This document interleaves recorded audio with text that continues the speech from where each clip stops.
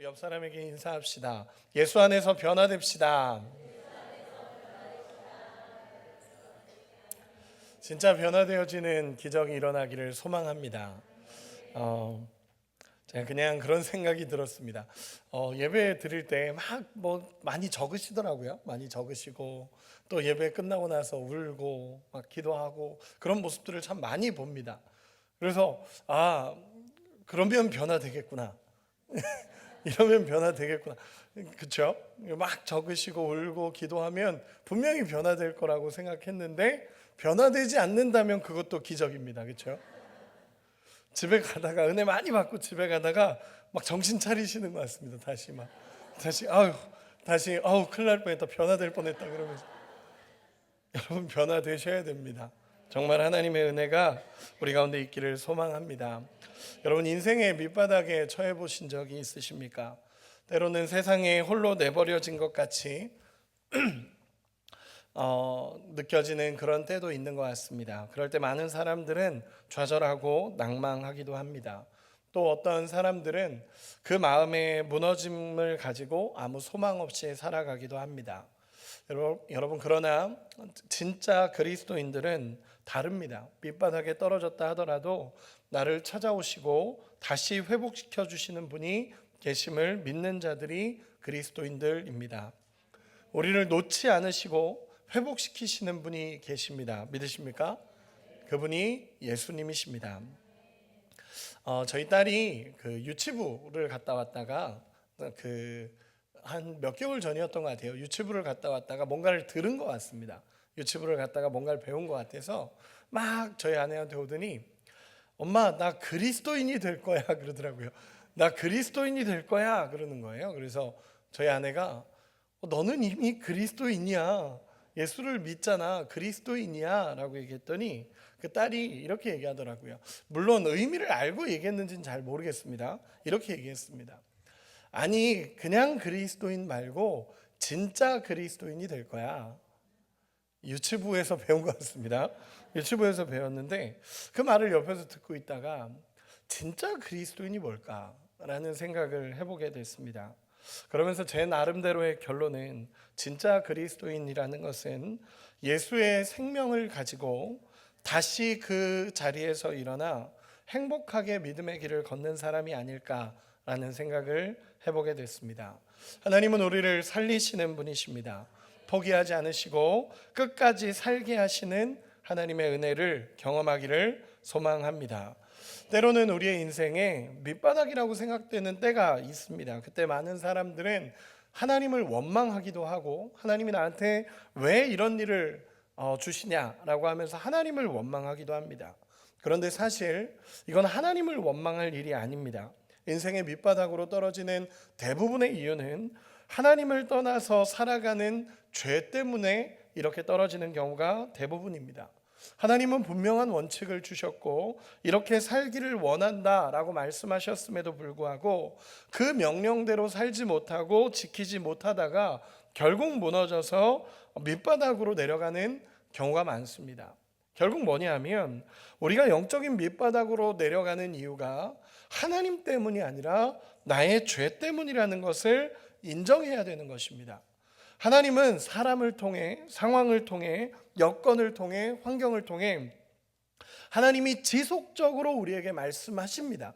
그럼에도 불구하고 따르지 않고 보여줘도 따르지 않았기 때문에 때로는 무너져서 인생의 밑바닥에 영적인 밑바닥을 살아가는 경우가 참 많다라는 것입니다.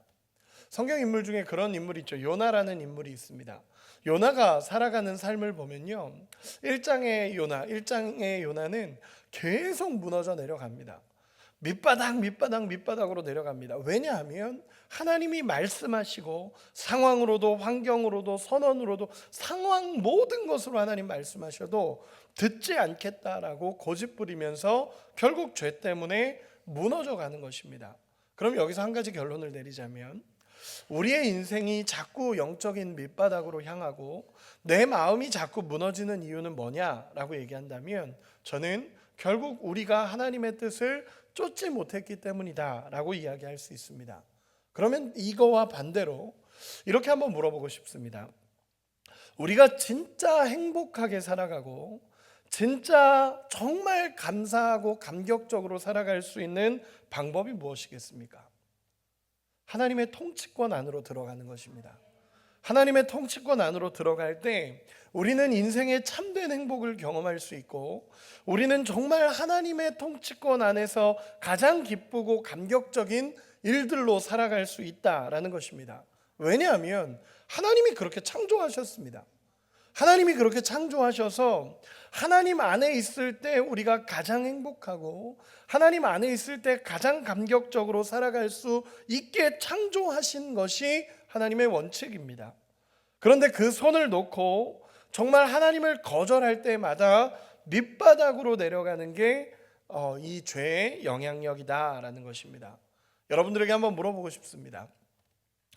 믿음대로 살면 즐거우십니까? 즐거울 것 같으십니까?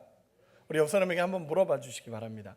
믿음대로 살면 즐겁니? 한번 물어봐 주세요. 존댓말로 물어봐 주시기 바랍니다. 죄송합니다. 어떤 한 청년이 저를 찾아온 적이 있습니다. 청년이 찾아와서 저에게 그런 얘기를 하더라고요. 목사님, 믿음대로 살기 너무 힘듭니다. 그래서 그래, 쉽지 않지. 그랬더니 목사님, 진짜 믿음대로 살기 힘들어요. 믿음대로 살면 친구들이랑 놀러도 못 가고, 믿음대로 사니까 술도 못 마시고, 믿음대로 사니까 살기 너무 힘들어요. 또 믿음대로 사니까 연애도 못 하겠어요. 이렇게 얘기를 하더라고요. 그래서 제가 듣다가 아니야, 얘 아니야. 믿음대로 사는 삶이 가장 행복한 거야. 믿음대로 사는 삶이 가장 행복한 거야. 그리고 단언하건대 연애는 믿음 때문에 못하는 게 아니야. 여러분, 저는 믿음대로 살아가는 삶이 가장 행복하다라는 것을 알고 믿고 있습니다. 여러분도 믿음대로 살아가는 은혜가 있기를 소망합니다. 오늘 본문으로 들어와서 예루살렘 유다 땅이 바벨론에게 정복당해서 포로로 끌려갔던 가장 암울한 시대가 이 시대입니다. 지난주 오후 예배 때 말씀드렸던 다니엘과 같은 배경의 시대가 이 시대입니다. 이스라엘 백성들에게는 선민의식이 있었습니다. 뭐냐면 하나님의 백성이라는 선민의식을 갖고 살았습니다. 그런데 이 선민의식이 있었던 하나님의 백성이라고 자부하며 살았던 그 민족이 바벨론에 의해서 멸망당하고 무너지고 쓰러져 내리는 것입니다. 그들에게는 이해할 수 없는 질문이 하나 있었습니다. 뭐냐면 왜 하나님의 백성이 하나님을 알지도 못하는 저 바벨론에게 의해서 포로로 끌려가는가? 그들에게는 계속 고민이었습니다. 포로가 되었다는 것이 수치스럽고 도저히 이해할 수 없는 상황들이었습니다. 그런데 성경은 분명하게 얘기합니다. 그게 뭐냐면 죄 때문이다 라고 이야기합니다. 그들이 그렇게 포로로 끌려갈 수밖에 없었던 이유가, 그들이 그렇게 하나님의 백성이면서 무너졌던 이유가 결국 죄 때문이다 라고 성경은 이야기합니다. 하나님이 아무리 이야기하셔도 돌이키지 않고 하나님이 아무리 말씀하셔도 돌아서지 않는 것입니다. 하나님을 거역하고 영적으로 죽어가니까 하나님께서 이 바벨론이라는 나라를 통해서 다시 깨우치게 하시는 과정을 겪게 하시는 것입니다. 그들은 인생의 가장 비참한 순간에 놓여 있었습니다. 자신의 삶의 모든 자리가 무너지고 자신의 나라가 무너지고 더 이상 소망이 없는 그 시대를 살게 되었습니다. 그런데 그때 하나님께서 오늘 본문에 에스겔 선지자를 찾아가십니다. 그리고 그 에스겔 선지자를 찾아가셔서 그 죄 때문에 무너졌지만, 그렇게 쓰러졌지만 그럼에도 불구하고 하나님은 여전히 그들을 사랑하고 있고 그들을 회복시킬 것을 보여주시는 장면이 오늘 본문의 내용입니다. 그렇기 때문에 오늘 본문을 이렇게 읽고 말씀을 듣다 보면 하나님의 은혜가 보입니다. 무너졌지만, 죄 때문에 쓰러졌지만 그럼에도 불구하고 하나님께서 회복시키겠다라는 약속이 오늘 본문에 들어갑니다. 오늘 본문 1절에서 14절까지의 본문인데 1절에서 3절까지는 이스라엘의 영적인 진단입니다. 그리고 4절에서 10절까지는 진단에 대한 처방이 나오기 시작합니다. 여러분, 우리가 병원에 가서 의사들에게 육체의 진단을 받을 때도 그렇죠. 진단이 정확히 나와야 처방이 제대로 나옵니다. 그렇죠? 진단이 제대로 되지 않으면 처방이 제대로 나오지 않습니다. 제가 예전에 군산에 있을 때 다리 발목 쪽이 너무 아팠습니다. 계속 아팠는데 병원을 가도 모르는 겁니다. 근데 어제 괜찮았는데 오늘 아프고, 약 먹으면 괜찮아지고, 좀 있다 또 아프고 또 괜찮아지고, 계속 그러니까 뭔가 제 다리에 문제가 있다라는 건 알겠는데 가봐도 모르는 겁니다, 다들. 그래서 이렇게 있다가 결국 서울로 가게 됐었습니다. 서울로 가서 지내는데도 똑같은 현상이 반복돼서 병원을 찾아갔더니 병원에서도 못 찾다가 초음파를 한번 해보자. 그래서 초음파를 해봤더니 큰 병원 가보라고. 그래서 CT를 찍었습니다. 그랬더니 뒤에 물혹이 잡히더라고요. 혹이 있었다 그러더라고요. 아킬레스 쪽에. 그래서 혹이 있으니까 그 혹이 아킬레스를 계속 건드리니까 너무 아팠다라는 것입니다. 그러면서 이렇게 하면 이제 괜찮아질 겁니다 라고 얘기해 주셔서 그렇게 했더니 지금 괜찮아져가는 과정을 겪고 있습니다. 여러분, 제가 뭘 얘기하고 싶은 거냐면 진단이 정확해야 처방이 정확하게 나옵니다. 진단이 애매하면 처방이 제대로 나오지 않습니다. 그런데 하나님께서는 오늘 본문에서 이스라엘을 향한 영적인 진단을 보여주십니다. 그게 1절 2절입니다. 우리 1절 2절 같이 한번 읽도록 하겠습니다. 같이 읽겠습니다. 시작. 여호와께서 권능으로 내게 임재하시고 그의 영으로 나를 데리고 가서 골짜기 가운데 두셨는데 거기 뼈가 가득하더라. 나를 그 뼈 사방으로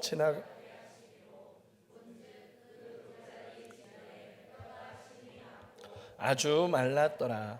아멘. 하나님께서는 에스겔 선지자를 데리고 골짜기로 가십니다. 그리고 하나님께서는 환상 가운데 무언가를 보여주십니다. 그게 무엇이냐면 심이 마르고 많은 뼈들이 있는 골짜기로 데려가십니다. 여러분, 그 뼈가 이스라엘이다 라고 하나님께서는 11절에 말씀하십니다. 이 마른 뼈가 이스라엘의 모습이다 라고 이야기를 하시는 것입니다. 여러분, 마른 뼈가 뭘 상징하냐면요, 예전에는 생명력이 있었습니다. 예전에는 생명력이 있었는데 지금은 다 죽고 아무것도 남아있지 않은 그들의 모습이 마른 뼈와 같다라는 것입니다. 그런데 영적인 진단의 결과는 정말 처참했습니다. 그게 뭐냐면 그냥 몸이 있는데 어딘가 병들고 어딘가 아프고 이 정도 수준이 아니라 완전히 말라버린 뼈라는 겁니다. 죽어버린 겁니다. 더 이상 살 소망도 없고 이제는 정말 뼈만 남아버린 그 영적인 상태를 하나님께서 보여주십니다. 거기다가 마른 뼈라고 얘기하죠. 마른 뼈. 여러분, 마른 뼈라는 게 뭡니까? 영적으로 죽은 지 오래됐다라는 것입니다. 영적으로 죽은 지 오래돼 버려서 이렇게 살아가다 보니까 이미 영적으로 죽었는데 그게 오래되니까 마른 뼈와 같은 인생이 되어져 버렸다라는 것입니다. 이게 영적인 진단입니다. 절대적인 죽음입니다. 더 이상 소망이 보여지지 않고 영적으로 완전히 죽어버린 이스라엘의 모습을 하나님께서 말씀하십니다. 여러분, 우리도 마찬가지입니다. 우리가 하나님의 임재 없이, 하나님과의 만남이 없이 하루가 지나고 한 달이 지나고 계속 시간이 지나면 우리도 영적으로 이렇게 무뎌져 가는 거고 말라가는 것입니다. 영적으로 죽어 있는 상태로 살아가는 것이 여러분 영적인 밑바닥입니다. 영적으로 죽어서 하나님의 임재가 없이 살아가고 하나님의 도우심이 없이 살아가고 기쁨과 소망을 잃어버린 채 살아가는 것이 영적인 밑바닥입니다. 세상 사람들과 같이 똑같이 아파하고 절망하는 그 삶이 정말 메마른 뼈와 같은 영적인 상태다라는 것입니다. 이스라엘이 이랬습니다. 옛날에는 생명력이 있었고 옛날에는 하나님의 은혜로 살았고 예전에는 너무 소망 있게 살았는데 이미 영적으로 죽어서 말라버린 상태를 하나님 말씀하십니다. 그리고 나서 3절에 이렇게 에스겔에게 질문하십니다. 제가 읽어드리겠습니다. 그가 내게 이르시되 인자야 이 뼈들이 능히 살 수 있겠느냐 하시기로 내가 대답하되 주 여호와여 주께서 아시나이다. 아멘. 여러분, 이렇게 물어보는 것입니다. 하나님께서는 에스겔을 골짜기 중앙에 데리고 가셔서 이렇게 물어보십니다. 에스겔아, 이 뼈들이 살아날 수 있겠느냐? 이 뼈들이 살아날 수 있겠느냐? 여러분, 인간적으로 보면 소망이 없습니다. 이 뼈들이 어떻게 살아나겠습니까? 이 뼈들이 살아날 수 없었을 겁니다. 웬만하면 에스겔 선지자도 하나님이 하시면 살아날 수 있습니다 라고 대답할 텐데 그렇게 대답을 못합니다. 한편으로는 이게 영적으로 자신들의 죄로 인해서 무너진 상태라는 것을 그들 스스로도 깨달았을 거고, 또 보이는 모습이 너무 처참하니까 이게 살아날 거라는 소망 자체가 보여지지 않는 것입니다. 웬만하면 하나님이 하시면 다 살아납니다 라고 얘기할 텐데 에스겔 선지자가 뭐라고 얘기하냐면 주께서 하시나이다 라고 얘기합니다. 이 얘기는 뭐냐면요, 하나님, 제가 보기에는 도저히 가능성이 없습니다. 제가 보기에는 도저히 살아날 수 없는 일이지만 그럼에도 불구하고 하나님이 원하시면 됩니다 라고 고백하는 겁니다. 안 됩니다. 하나님, 제 눈으로 볼 때는 절대로 안 됩니다. 그런데 하나님이 원하시면 됩니다 라고 하나님께 말씀드리는 것입니다. 여러분, 하나님께서 이 모습을 1절에서 3절까지 보여주십니다. 영적인 진단입니다. 완전히 마른 뼈, 더 이상 소망이 없고 헤어나올 수 없는 메마른 뼈와 같은 죽음의 상태를 이야기하십니다. 그런데 놀라운 건요, 하나님께서 이스라엘 민족을요 이런 밑바닥의 삶에서 새로운 출발을 약속하시고 그 영적으로 죽어졌던 이스라엘의 모습을 다시 회복시키겠다라고 말씀하십니다. 여러분, 이게 복음입니다. 죽어갔던 모든 것이 살아나는 것이 복음입니다. 여러분, 그 복음의 은혜가 우리 가운데 누려지기를 소망합니다.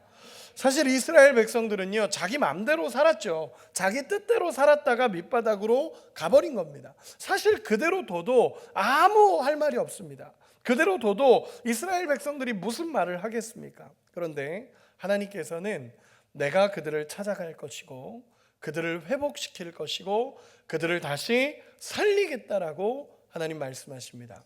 아까 성경 봉독할 때 혹시 읽으시면서 느껴진 단어가 있습니까? 하나님 이렇게 얘기하십니다. 살아나게 하리라. 살아나게 하리라. 하나님 계속 말씀하시는 게 뭐냐면 살아나게 하리라 라고 하나님 말씀하십니다. 이제 4절에서 10절까지는 하나님께서 진단하셨고 4절에서 10절까지의 말씀은 처방입니다.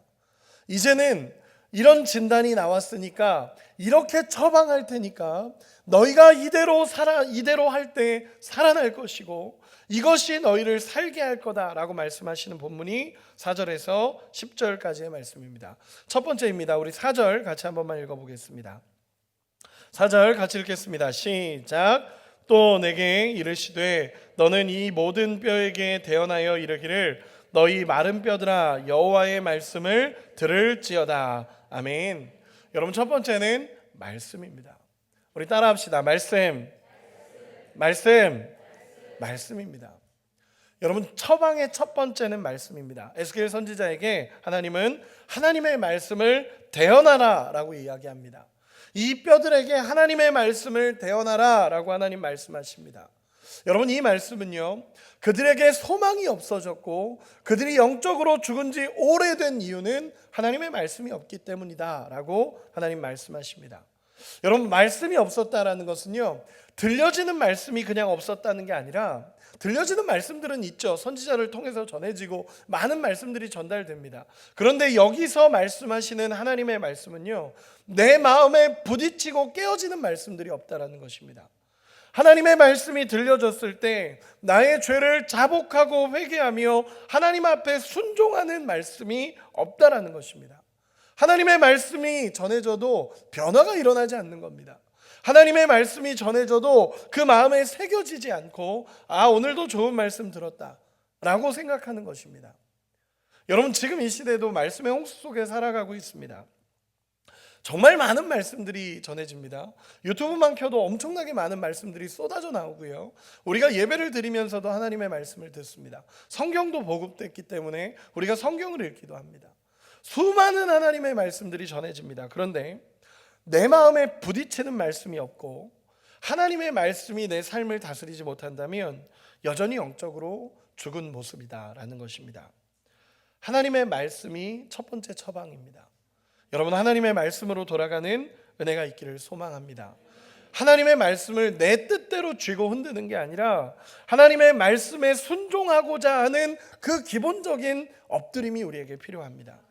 하나님이 눈물과 기쁨을 주시고 하나님의 말씀이 내 삶에 부딪혀서 정말 엎드리고 엎어져서 하나님 앞에 순종하는 것이 우리의 영적인 회복의 첫 번째 출발이라는 것입니다. 이때 하나님의 말씀을 에스겔 선지자가 대언합니다. 하나님의 말씀을 전합니다. 그때 어떤 일이 벌어지냐면 우리 7절 8절 같이 한 번만 읽어봅시다. 7절 8절입니다. 시작.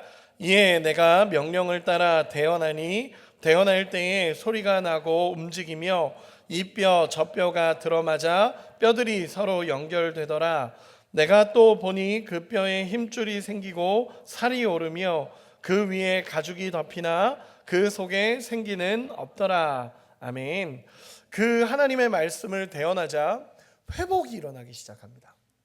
그 마른 뼈, 더 이상 소망이 보이지 않았던 그 뼈, 그것도 마른 지 오래돼서 메말라 버린 뼈가 하나님의 말씀이 들어가자 살아나기 시작합니다.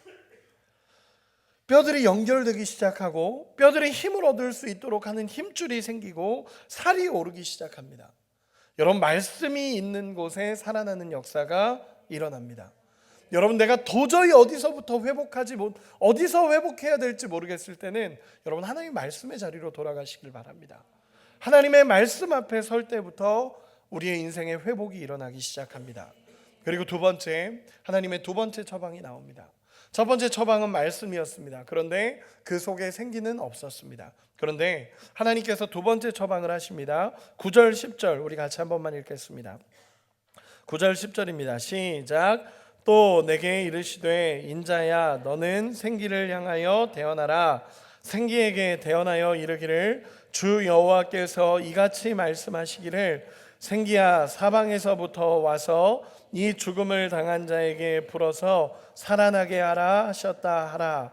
이에 내가 그 명령대로 대언하였더니 생기가 그들에게 들어가매 그들이 곧 살아나서 일어나 서는데 극히 큰 군대더라. 아멘. 여러분, 하나님께서 두 번째 처방을 말씀하십니다. 두 번째 처방 따라합시다.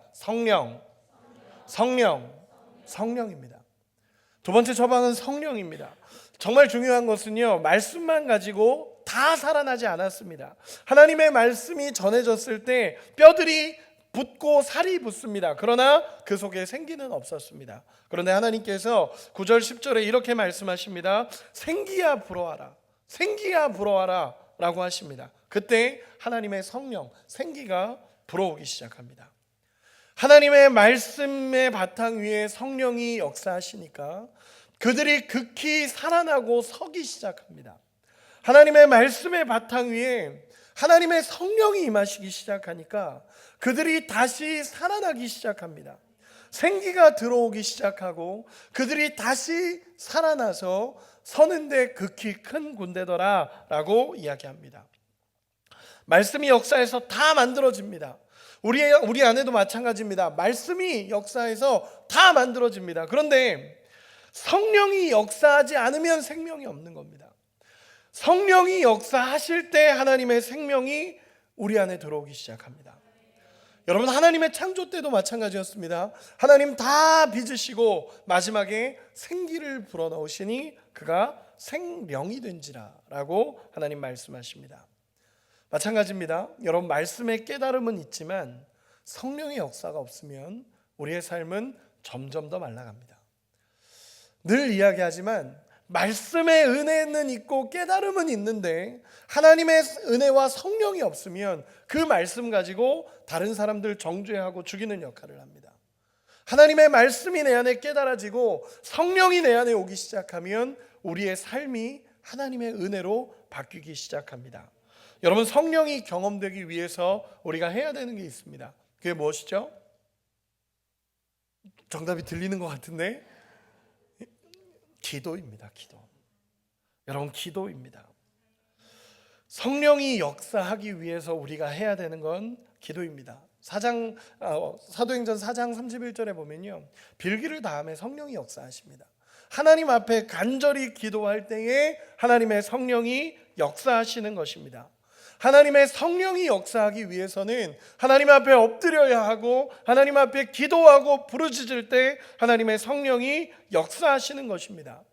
여러분, 하나님께 우리의 인생을 맡겨드리며 하나님 앞에 기도하기 시작할 때 하나님의 성령이 일하시기 시작하는 것입니다. 여러분, 저는 여러분들이 우리가 정말 하나님의 말씀과 성령 안에 다시 살아나기를 원합니다. 여러분, 정말 기도하는 자리에 서시기를 원합니다. 정말 새벽을 깨우시고요, 정말 수요 예배 때 기도하시고요, 삶의 자리에서 하나님 앞에 엎드리는 시간들이 우리 안에 있어야 합니다. 여러분, 1절에서 3절까지는 영적인 진단이었다면 4장에서 10절까지는 살리기 위한 처방입니다. 여러분, 두 가지입니다. 하나님의 말씀과 성령입니다. 그 두 가지가 있으면 우리 안에 살아나는 역사가 일어납니다. 우리가 가지고 있는 많은 문제들은 사실 본질적인 문제가 아닌 경우가 많습니다. 그 문제가 해결되면 또 다른 문제가 생기죠. 이것만 해결되면 될 것 같은데 이것만 해결되면 또 다른 문제가 우리 앞에 생깁니다. 여러분, 그 문제는 본질적인 문제가 아닙니다. 그런데 하나님이 지금 우리에게 원하시는 건요, 근본적인 문제의 해결입니다. 내가 영적인 밑바닥으로 떨어져서 내 안에 감격이 사라지고 기쁨이 사라지고 늘 무너진다면 이제는 그 근본적인 해결을 하나님이 원하시는 것입니다. 마른 뼈가 아니라 이제는 말씀과 성령으로 다시 살아나서 주님과 함께 살아가기를 하나님이 원하신다라는 것입니다. 여러분, 본질적인 문제가 해결되면 나머지 것들은 자연스럽게 회복됩니다.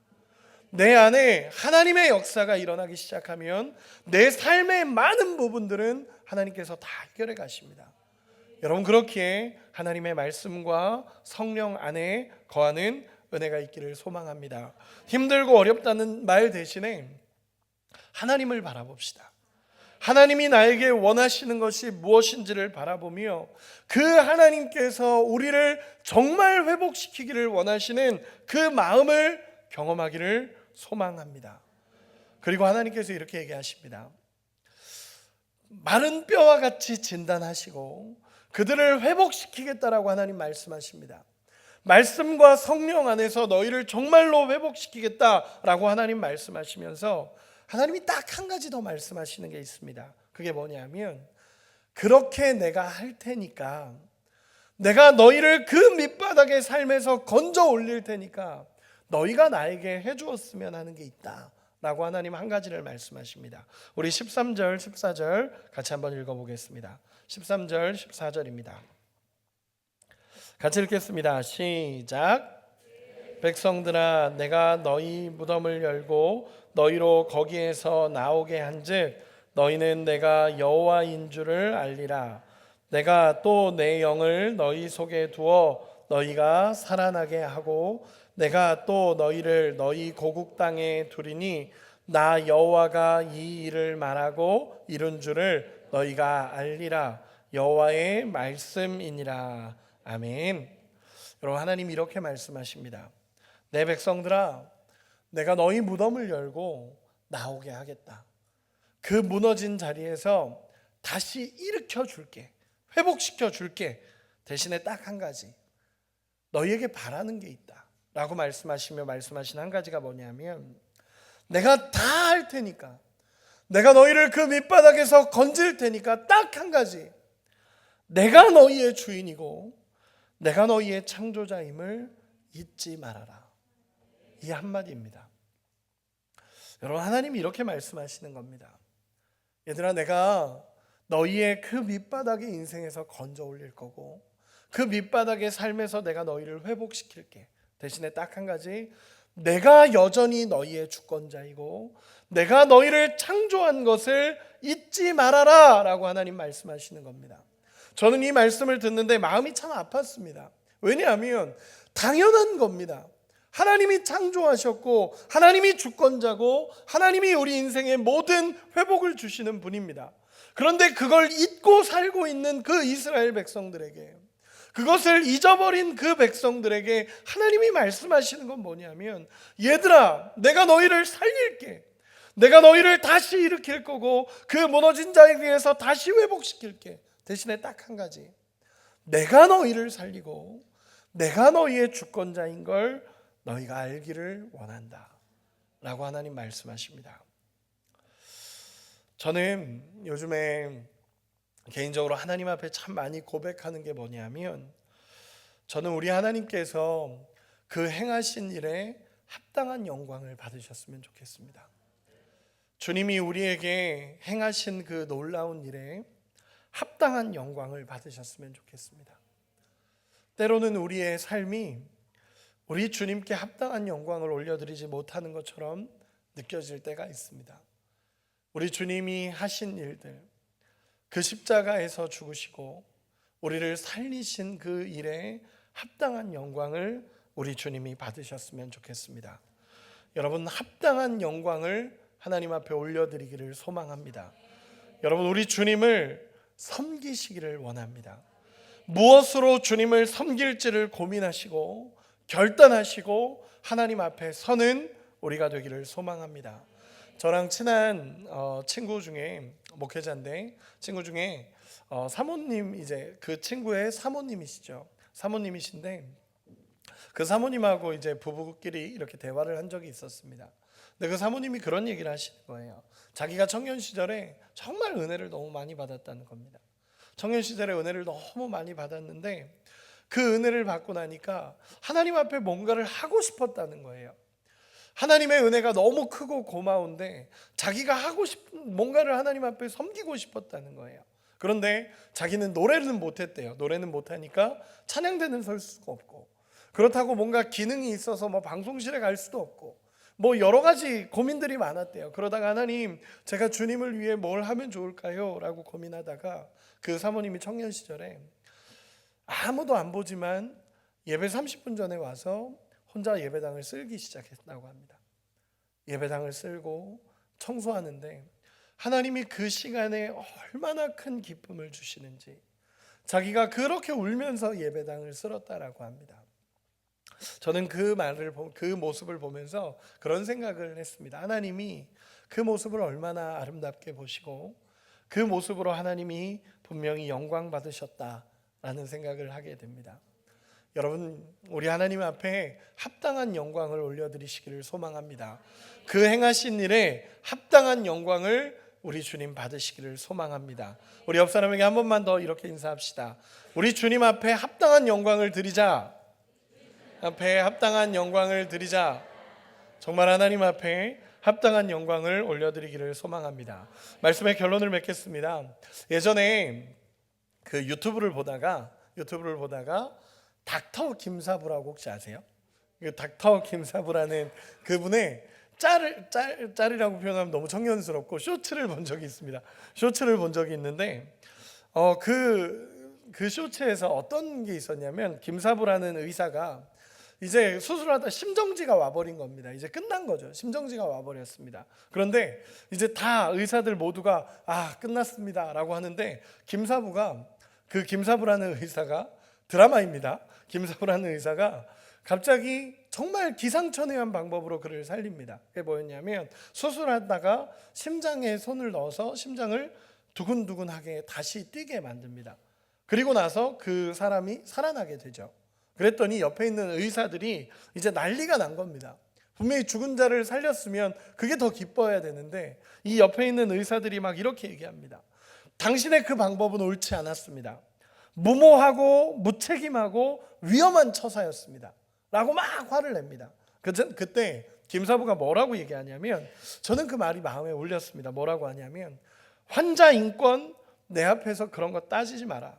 내 구역에서는 오직 하나밖에 없다. 살린다. 무슨 일이 있어도 살린다. 저는 그 말이, 김사부가 막 외치면서 살린다. 무슨 일이 있어도 살린다. 내 구역에서 다른 거 따지지 마라. 살린다. 무조건 살린다. 저는 그 말을 듣는데 갑자기 가슴이 먹먹해졌습니다. 왜냐하면 그 말이 우리 예수님의 말같이 느껴졌습니다. 살린다. 무조건 살린다. 이게 예수님의 결단과 모습처럼 느껴졌습니다. 그리고 동시에 또 하나는, 저도 살리는 사람으로 살고 싶다라는 결단이었습니다. 의사는 육신을 살리는 자라면 목사는 영을 살리는 자라고 생각합니다. 그러다 보니까 목사가 영혼을 살리는 자라면 제가 목회하는 현장에서 오로지 하나, 살린다, 무조건 살린다 라는 결단이 있으면 좋겠다라는 믿음의 결단이 있었습니다. 여러분, 이스라엘의 거의 모든 사람이 메마른 뼈같이 영적으로 죽어가던 그때에 하나님은 찾아오셨고 그를 살리겠다라고 말씀하셨습니다. 아무 소망 없고 희망 없이 바벨론의 포로로 살고 있는 그들을 하나님 찾아가셔서 그들을 다시 살게 하겠다라고 말씀하시고 그들을 다시 살려내겠다라고 하나님 결단하십니다. 하나님은 오늘도 우리가 살아나기를 원하십니다. 하나님은 오늘도 우리가 회복되기를 원하십니다. 그런 회복이 우리 안에 일어나기를 소망합니다. 상황과 여건에 흔들리지 마시고 정말 나를 만드시고 인도하시며 세워가시는 그 하나님을 바라보고 예배하며 말씀과 성령 안에 서게 될 때 우리 안에 영적인 회복들이 일어납니다. 하나님은 오늘도 돌아오라고 말씀하십니다. 돌아와서 다시 말씀의 자리로, 다시 기도의 자리로, 그래서 진짜 하나님이 원하시는 회복을 경험하고 그 은혜로 오늘도 살아가기를 원하십니다. 여러분, 그런 믿음의 결단이, 그리고 믿음의 고백이 그래서 정말 살아나서 진짜 그리스도인으로 살아가시는 우리 모두가 되시기를 예수님의 이름으로 축원합니다. 우리 찬양하고 기도하는 시간 갖도록 하겠습니다.